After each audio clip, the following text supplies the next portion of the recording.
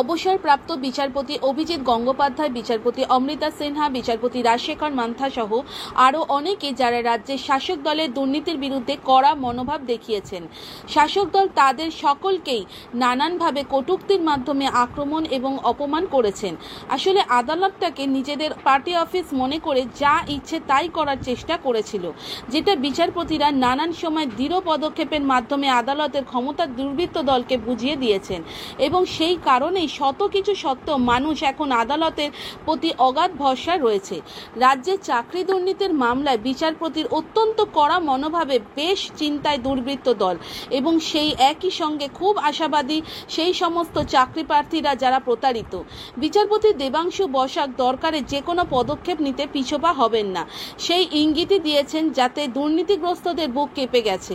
এদিকে বারুইপুর আদালতে status court নির্দেশ থাকা সত্ত্বেও বারুইপুর থানা আদালতে বিচারাধীন সম্পত্তিতে তালা ঝুলিয়ে গেছে এবং সেই তালার চাবি মামলার অপর পক্ষকে দিয়েছেন। এমন বিস্ময়কর ক্ষমতা বারুইপুর থানার আছে কিনা সেই বিষয়ে কলকাতার হাইকোর্ট মামলা দায়ের করা হয়েছে, সঙ্গে বারুইপুর আদালতেও দরখাস্ত দাখিল করা হয়েছে। প্রসঙ্গত, পুলিশের তালা ঝোলানোর ফলে বাড়ির বর্তমান মালিকের প্রাণ প্রতিষ্ঠা করা কালীমাতার নিত্য সেবা বন্ধ হয়ে রয়েছে মাসাধিক কাল ধরে।